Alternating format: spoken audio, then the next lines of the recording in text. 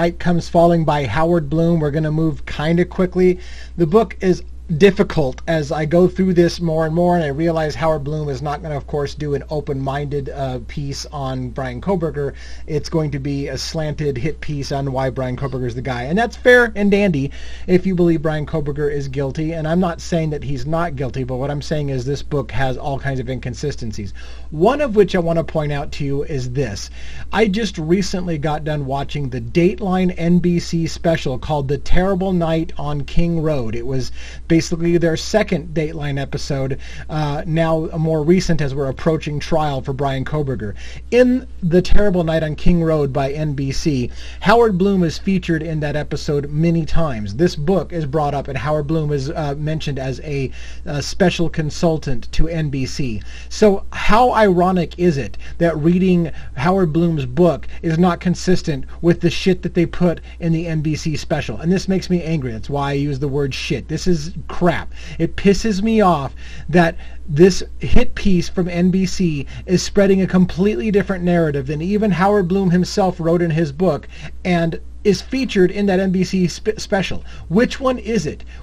It's clearly they want to change the narrative now, and this makes me so angry. For example, one of the things that came out in the NBC the Dateline NBC special about The Terrible Night at King Road is that Kaylee's best friend was Ashlyn Couch. They mentioned it several times. Her best friend, Ashlyn Couch. Her best friend, Ashlyn Couch. The best friends. And there was this special where Ashlyn's mom comes on there. Ashlyn wasn't living at the King Road residence, but they're going to make it sound like Ashlyn was living at the King Road residence. She was not. And they're saying that the only reason she wasn't there that night was because her mother asked her to watch their dogs. Otherwise, she would have been in the house that night and would have been killed, which also was horseshit because Dylan wasn't killed. Bethany wasn't killed. So you can't say that your daughter Ashlyn, who maybe was going to be living in the basement where Bethany was and survived, that she would have been killed. It just made fanciful, good storytelling to have a mom talk about how I almost lost my daughter that night because she was best friends with Kaylee and Kaylee got it so bad. Horseshit. And I'll tell you why it's horseshit. Because this whole Ashlyn's best friends with Kaylee is the story that looked good for the latest NBC piece. And they wanted to have the mom on there talking about how Ashlyn barely survived because they were best friends and was supposed to be there that night. Even though we know Ashlyn wasn't living there. None of her stuff was there. She wasn't living there. Now, Kaylee also may not have been living there. Kaylee was visiting. That's made clear in this book. The Gonzalveses have said the same thing, that Kaylee really wasn't staying in there anymore, but that she was there visiting her, guess what, best friend Maddie. So again, NBC Dateline special recently wants to turn now the best friend of Kaylee Gonzalves to be Ashlyn and not Maddie. This book, written by Howard Blum, says Maddie is the best friend. It repeatedly says Maddie. It doesn't even fucking talk about Ashlyn other than being on the lease early on, and that's it. But the new narrative now, the new narrative that NBC wants, and I'm angry. The new narrative wants you to believe that Ashlyn was the best friend because it made really good storytelling when the mom says Ashlyn should have been there that night and she should have been murdered. And I'm going to weep on camera about how close it was I lost my daughter. Okay, enough of the horse shit. Let's get into chapter 10 and 11 if you're staying with us. I just think it's important. I mean, for those of you who want to know everything they can about the case, this is going to tell you how the narrative changes. Even Howard Blum, who wrote a book on this thing, has changed his opinion or at least allowed them to change his own words in the NBC special that he's a special advisor on. So which one is it, Howard Blum? Is Maddie Kaylee's best friend, or is Ashlyn, who you don't even write about practically in the book at all, the best friend? All right, chapter 10. So they're talking about the third floor of the King Road house, and at the summit there were two bedrooms that were the shared domain of Kaylee Gonzalves and Madison Mogan. These are best friends, according to this book. Divvying up the top floor that seemed only natural, the two 21-year-olds had grown up sharing pretty much everything. So they were lockstep together, these two girls, from childhood. The only immediate noticeable difference between Maddie and Kaylee was that Maddie was petite and pint-sized, yet no less glam version of her best friend. Her best friend, Kaylee. Kaylee and Maddie, best friends. Where's Ashlyn? Oh, that's all right. That's the new narrative now in the Dateline piece. To just about everyone who knew them, it was as if they were two parts of one whole. Their names might have well have been hyphenated Kaylee Maddie. Oh, I thought it was Ashlyn Maddie. Ashlyn's supposed to be the best friend. Remember the mom got on there and wept. They were best friends. These two girls are best friends. There's no talk about Ashlyn in this book other than she was on the lease early on and didn't live there. The two girls had met in 6th grade. This is Maddie and Kaylee. Two girls had met in 6th grade, Maddie and Kaylee, at Coeur d'Alene Charter Academy School. It hadn't taken long before Kaylee Maddie were champing the bit to get out. So they wanted to get out of their charter academy school. And they refer to him, Howard Blum refers to them as Kaylee Maddie, hyphenated. They might as well be one inseparable peas in a pod, best friends. Where's Ashlyn in this story, Howard Blum? You changed your mind when Dateline wanted to paint and get the mom on there about how close it was that Ashlyn, Kaylee's best friend, nearly died that night. It's horseshit, people. The narrative that the mainstream media is pushing changes on whatever story they want to push for the day. And people just keep buying it. And then the public goes along with the news story. Oh, well, no, Ashlyn's the best friend. We just heard it on Dateline. Not Kaylee, who they've said, or not Maddie, who's been the best friend the whole time, according to the books and everything else out there. Now it's, no, it was Ashlyn was the best friend. And she was living there. No, she wasn't. All right. Steve had studied, at least that's what I understand. She wasn't living there. Howard Blum wrote about it. But who do you believe? Howard Blum changes his mind depending on the day, like underwear. Steve, this is Kaylee's dad now, had studied computer sciences and played football at the University of Pacific in California and then gone on to earn a good living bouncing from one IT job to another. By the way, IT jobs aren't terribly high paying, but they apparently made some good money because him and his wife Christy, they owned a rambling house on the suburban tree-lined street right near the shores of Lake Coeur d'Alene. That's going to be a lakeshore house. That's going to cost money. Then their hearts were set on living in the country, and the Gonzalez bought a 7-acre spread with pastures and woods, money, and a house large enough for each of the kids to have their own bedroom and the nearby bathroom, expensive place to live. In time, they added a pool to make things even more, so now they got a private pool. So anyways, not a big deal. People can have money. I just don't know that an IT job makes you that kind of money, but okay, it's not a big deal other than there's all kinds of rumors and speculations about where Steve Gonzalez got his money. In crypto coin, Kaylee and crypto coin, there's all these rumors going around that suggest that Kaylee was murdered because of her father losing something like $750,000 in Bitcoin or crypto. I don't know that that's true. I'm only mentioning it because there's so many theories around the murders and what happened. But Steve Gonzalez is apparently making good money. Is it an IT career? I don't know. I was in an IT career. I couldn't afford half the shit that they're affording. So I don't know. I'm just adding that for interest's sake.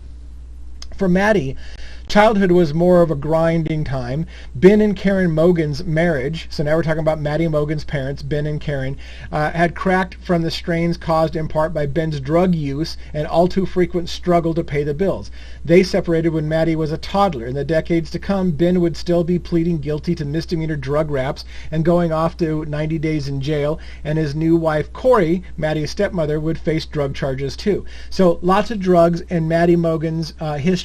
Again, there are rumors about Xana Kernodle and Maddie Mogan and drugs in their families and people who wanted them perhaps taken out because they might have turned against other people to avoid jail time for themselves. Again, the rumors in the Idaho 4 case are ridiculous. Now, I'm not saying ridiculous as in they don't have meat. What I'm saying is there are so many decent rumors. It could have been a drug hit. It could have been a payback for the family who were into drugs, turning against somebody else and putting somebody in jail for a while. When they got out, they were furious. It could have been Steve Gonzalez who got into it, owed a shit ton of money and lost a crap ton of money in crypto, and somebody repaid him by taking out his daughter. There's Jack the ex-boyfriend who had been dumped by Kaylee and she was moving on. They had a motive. There are a million people and a million different stories about what happened in Idaho 4, but all we're focusing on is the idea that Brian Koberger was obsessed with serial killers and couldn't have Maddie Mogan, who he thought was beautiful. There's no evidence whatsoever to suggest that he was obsessed with Maddie, despite what they want to keep telling you. There's no evidence whatsoever that suggests that he's horrible with women. They just keep repeating over and over again, Brian Koberger's an incel.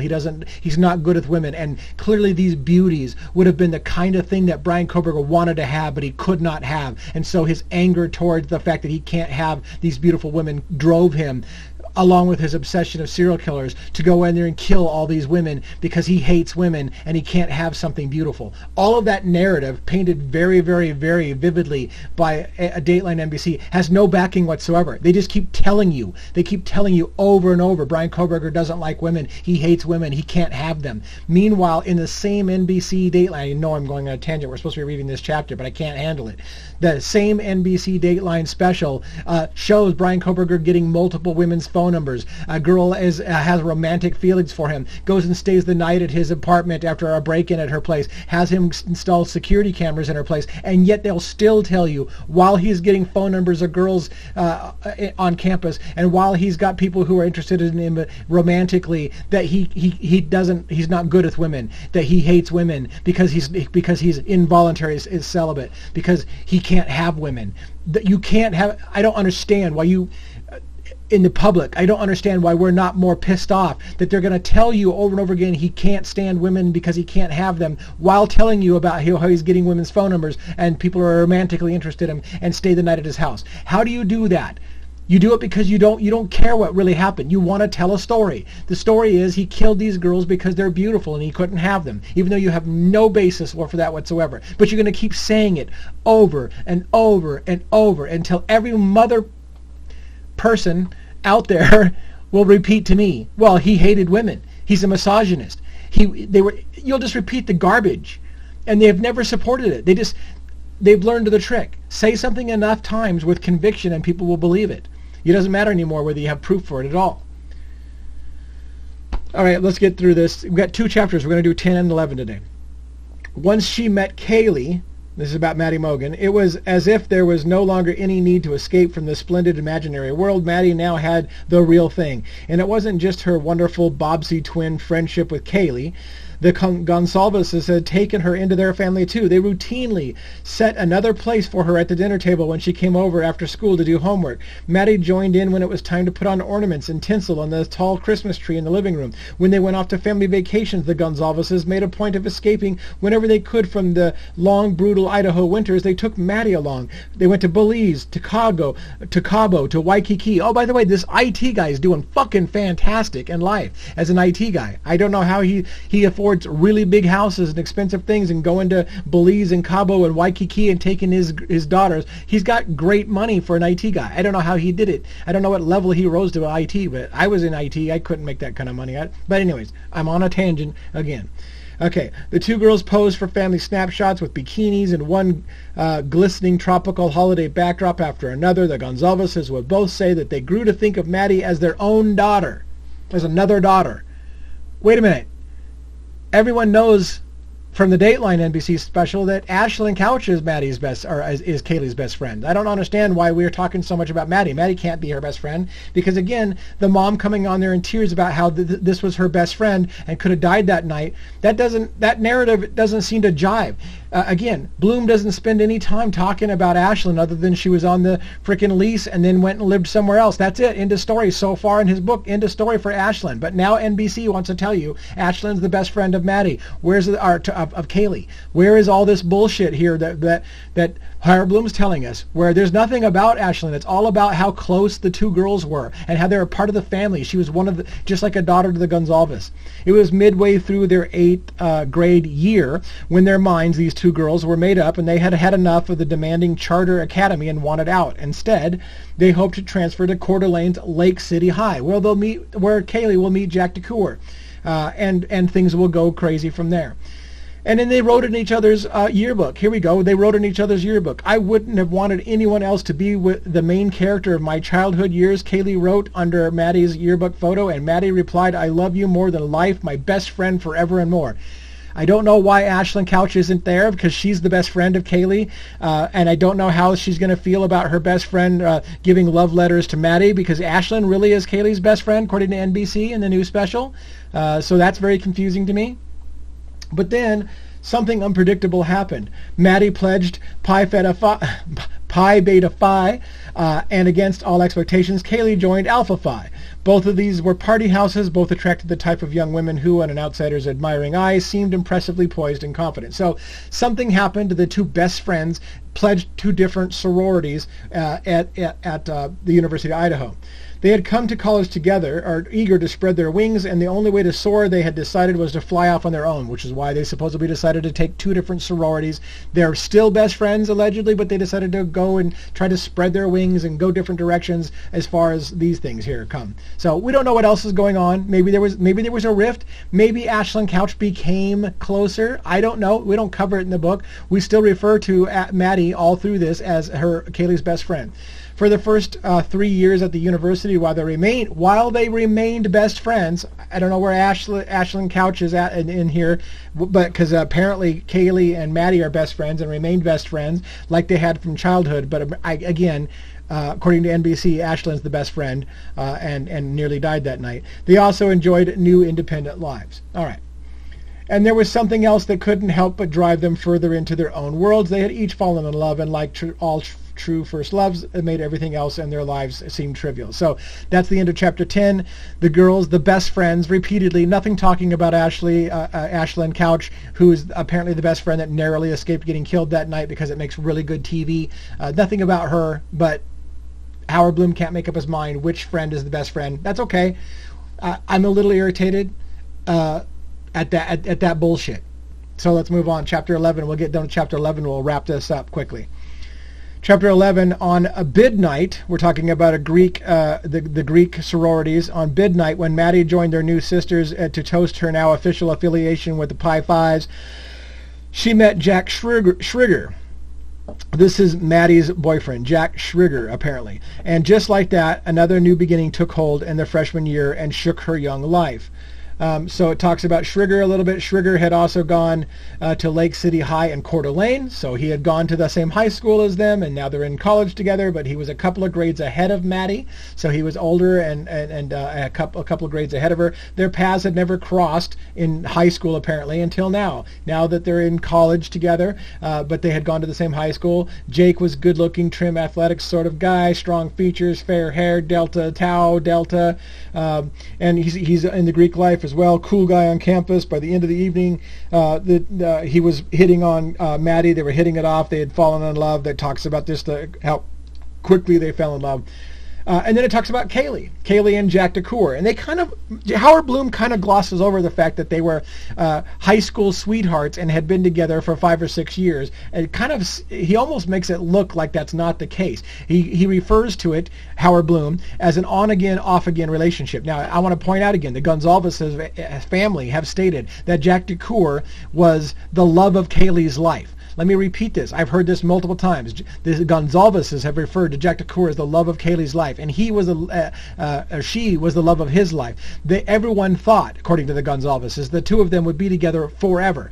But Howard Blum will dismiss this. The reason why I believe that he wants to dismiss this is because to have Jack DeCour be anything other than an off-again, on-again boyfriend who wasn't really working out anyways would be highly suspicious in your mind as somebody who may have wanted to murder Kaylee. Why? Because if you look at it one way, they were high school sweethearts, love of each other's lives, were supposed to be together forever, and everybody thought that was the case, had a dog together, but then Kaylee decided that she was moving on, that she wasn't going to keep the relationship going, and so she decided to move on. This would give in a lot of people's minds motivation.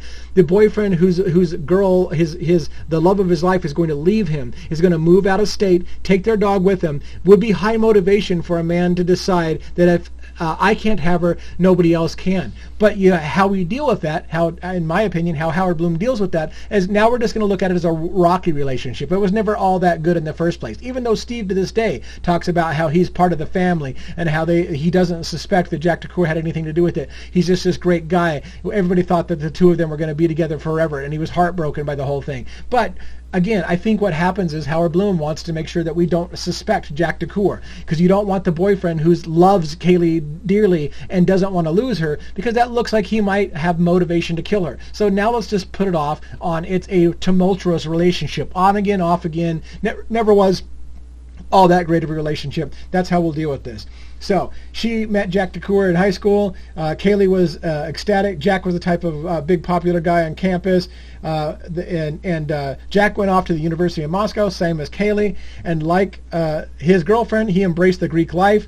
And Kaylee and Jack were a couple, except they were not, except for when they were not. So they were a couple, except for when they were not. Because again, on again, off again. This is the story we have to paint. Because otherwise it would look like Jack DeCour may have lost the love of his life. So now let's just say that they're kind of on again, off again. And we'll paint that by pointing out one day they bought a milk chocolate brown golden doodle together and christened him Murphy. This is the famous dog Murphy who was in the house. By the way, people have pointed out that Murphy wasn't barking enough. Is it because Murphy knew the killer? Some people have indicated that if Jack DeCour came into the house that night, Murphy would have not necessarily freaked out about a stranger in the house if Murphy recognized that person as Jack DeCour. Now, I'm not saying Jack DeCour was in the house. In fact, I kind of don't think Jack DeCour was in the house, but I do think that Jack DeCour had motivation to want Kaylee taken out, and whether or not he personally did it or not, we don't know, and whether he was involved in it or not. But he certainly has more motivation than Bryan Kohberger, who knows nothing about Kaylee, has no association with Kaylee. The prosecution has admitted that there's no known association with Bryan Kohberger and Kaylee got it worse than anyone. Kaylee got it worse to the point that the graphic wounds that were described was considered, she had gaping wounds. She had been opened up with gaping wounds, and some have indicated that the wounds were of a potentially sexual nature, that the wounds were different points of origin than anyone else, and included wounds at a certain point below the waist that would indicate that the person had a personal relationship with her, which would be something like an ex-boyfriend who just found out that his girlfriend had dumped him and was going to leave him and take their dog. But again, we can deal with this easily if we just say it was an on-again, off-again relationship and it wasn't really all that great anyways. So in other words, they had this dog named Murphy and they decided it was the cutest thing in the world. The next day they'd be fighting over who got custody of the dog. Friends would say that they each had the misfortune of meeting the right person too soon. So in other words, what they're trying to say is people realized it was an immature relationship. They both loved each other. They both wanted to be, they were the right people for each other, but it was too soon. They were too young. They were too immature. And so Kaylee was going to move on and find herself a more mature man. I'm sure Jack DeCour may have had different thoughts about that. And again, I'm not saying Jack DeCour did it. I'm not saying that at all. What I'm saying is, for God's sake, can you not be honest with yourself and realize that someone like a 5 to 6 year boyfriend who owned a dog with this woman and was told, it's over between you and I'm moving on, I'm going to Texas, I'm taking the dog with me, might have more motive than Bryan Kohberger, who is just a criminology student who may have been obsessed with serial killers and couldn't have somebody because he's not good with women, even when you see that he's getting women's phone numbers and all these other things. Like, you just want to choose the story that you like the best. So take it for what it is.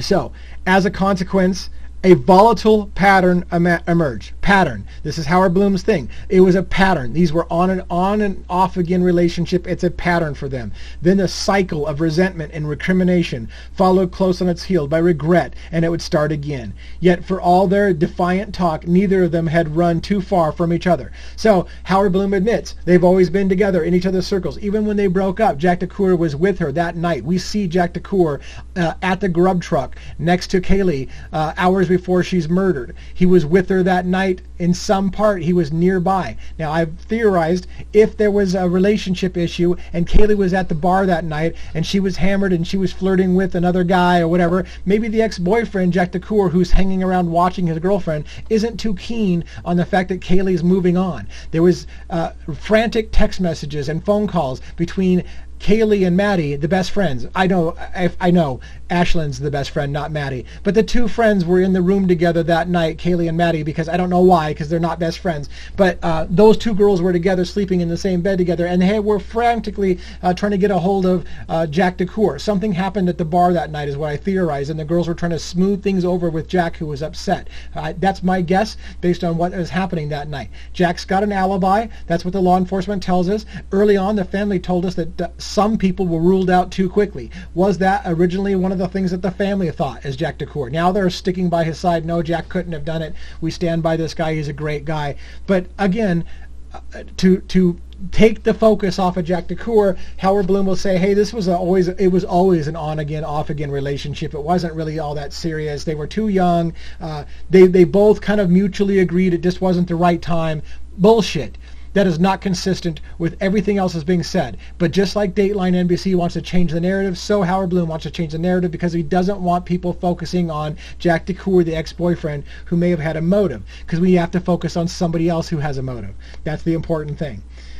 So, her mind, Kaylee was still on graduating in December. She had sufficient credits. And hand in hand with her decision, Kaylee had also found the will to once and for all end her relationship with Jack. Kaylee ended her relationship with Jack 3 weeks before she was murdered in that house. So one has to ask.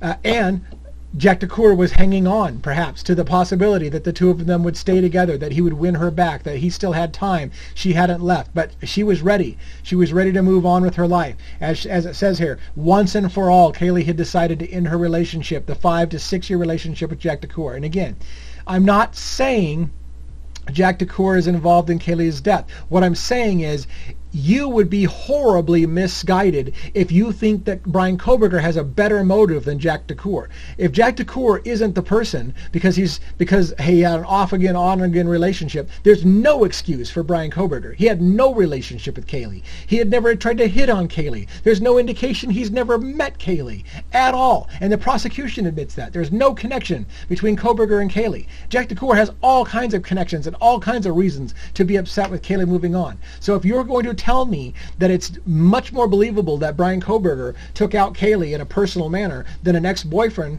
I don't know what to tell you. Again, not saying that Jack did it, but be logical, people. If anybody had a motive between those two guys, which one would it be? If you had only those two guys to pick from. She had played out the entanglement for 5 complicated years. So again, off and on again relationship, 5 complicated years. Let's gloss over the fact that they were together for 5 years. They had a dog together for 5 years, or not for 5 of those years, but they had a dog together. They were together for 5 years. High school sweethearts, love of each other's lives according to the family. But now let's gloss over it. It's always been complicated. It's always been on and off again. It really wasn't going to work out. He knew it. I doubt it. She knew it. That's true. She broke it off. She had decided once and for all to move on, and that's probably correct. And so she realized that so it says she had played out this entanglement for 5 complicated years, and when she searched her soul, she realized that all it had offered was an excuse not to engage the larger world that was waiting beyond campus. So in other words, her relationship with Jack, all she realized is it was keeping her from moving on and finding a better boyfriend, a better life. She was being held back by the immature Jack DeCour, and that's what it's pointing out. That's what Howard Blum is pointing out. Kaylee had decided only thing that Jack is doing for her is holding her back. She could have a better life without Jack DeCour. I'm not sure Jack DeCour thought that was a great idea. That's just me. With this new understanding, she forged an audacious plan. And after Christmas, she'd head off backpacking through Europe. Then she returned to a job at the marketing firm in Austin, Texas that she'd already been accepted, and she would start in February. That, she rejoiced, would be the true start of the next chapter of life. Great. Kaylee's moved on. She's excited to start the next chapter of her life. Sorry, Jack, I'm moving on. I've got better fish to fry. Maybe Jack wasn't excited about that. Just be honest, people. Just be honest. That's a hell of a lot more believable motive than Bryan Kohberger, who's never met her, but he's bad with women, and so he hates women, and he's going to have to kill somebody because he can't have the bitch that he thinks is so hot. There's no, and again, that bitch thing is not my feeling towards Kaylee. That's your feeling, those who think that Bryan Kohberger hates women, that he would think of them as, I can't have her, so I'm going to make sure I take that B out, right? That's not me. That's me trying to tell you that's the attitude you want us to believe, that Bryan Kohberger hates women because he can't have them, and so this anger, this rage fires up behind him, and he'll go slaughter women in a house because he can't have women, even though he's getting women's phone numbers and having them stay at his house, and they have romantic feelings for him and they trust him. He still sucks with women. Don't buy any of that, because that can't be true, because it doesn't fit our narrative. Do I ever stop talking? It seems like I don't. All right, and now she had a surprise to share with Maddie.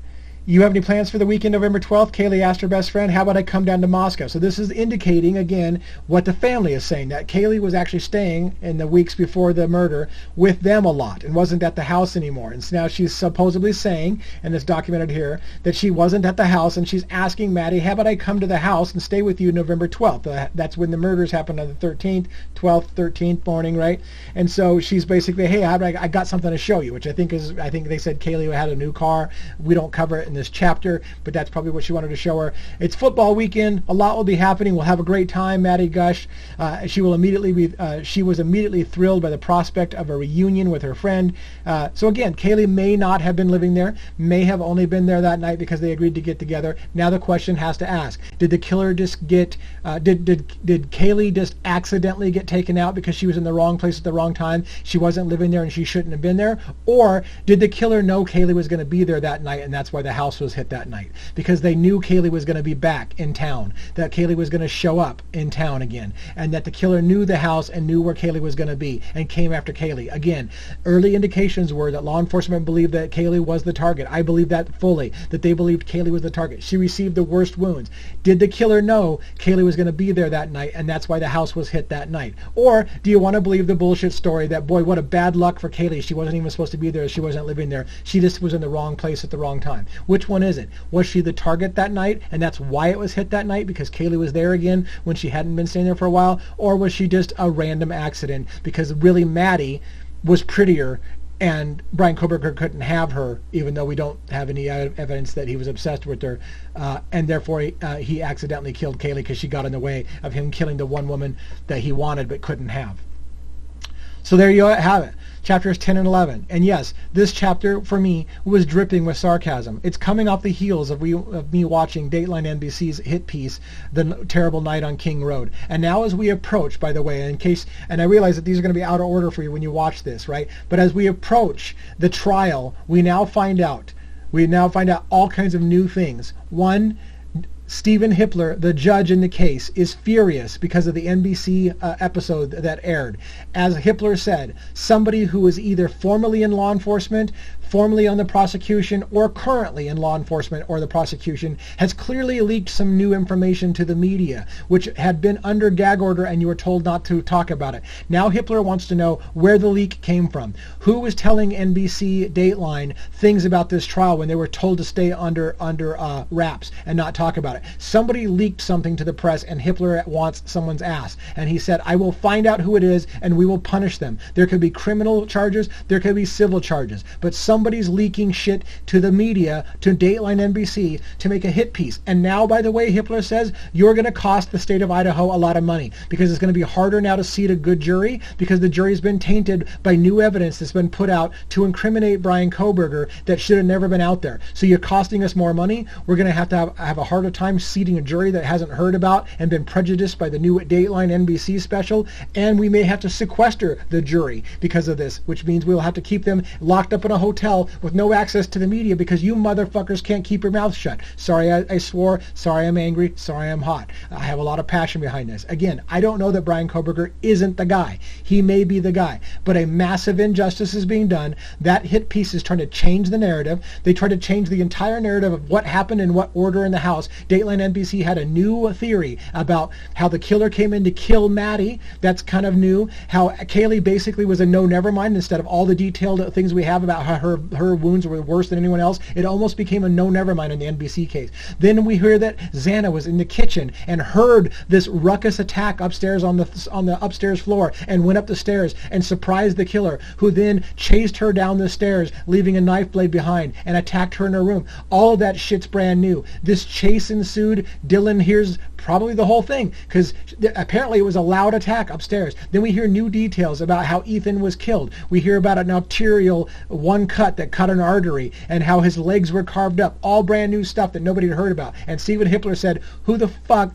is talking to the media? Somebody in law enforcement, somebody in the prosecution is leaking information to the press about the phone calls, about items that were on Kohberger's phone, on searches that he made, maybe details about the killer, including maybe he sat down on a chair after killing Ethan and Xana because he was exhausted. That's new. Nobody heard that shit before. So either they're all lying in NBC or somebody's leaking information to again make Kohberger look more and more guilty. Because again, while all of that information about how Ethan died or about the killer sitting in a chair doesn't mean Kohberger did it, but they will tell you this is what Kohberger did, and then they'll give you details. So details got leaked, but it's not proven yet in a court of law that that was Kohberger. It could be a different killer. And spoiler alert, Ann Taylor has now stated to the court, we now have the name of somebody else who did it. And by the way, as they seem to have indicated, it's more than one person. What a surprise. I've said for a while, I think 2 killers were in the house that night on 2 separate floors at the same time. The defense has officially submitted the name of someone. We don't know who it is yet. That's being hidden under gag order, and Hippler's giving defense a little bit time to come up with the details of not just who it is, but why you say it's that person. So we know now a person's been named. The defense has stated specifically there is another person, and we believe that they planted evidence to blame it on Kohberger. So will it come true, or is it complete pipe dream, last-ditch effort by the defense? I don't know. But I will tell you, this story about a jilted boyfriend makes more sense than a criminology student obsessed with serial killers and wanting to prove that that he can have women if he wants because he tried to have them and he can't have them and he's an incel and all those horrible things. That story doesn't make a lot of sense, but you buy it, the average public buys it because it's just easier to swallow. So that's it for 10 and 11. Sorry I'm so passionate. I was on fire tonight with my passion about this, and nobody hardly watches this series. So thanks for watching. Thanks for staying tuned. I will try to finish this book with you, and I'm also working on Luigi Mangioni's book, the bookshelf series, doing a similar thing with Elizabeth Rosenthal's book, An American Sickness. So that's it for today. Thanks so much for watching.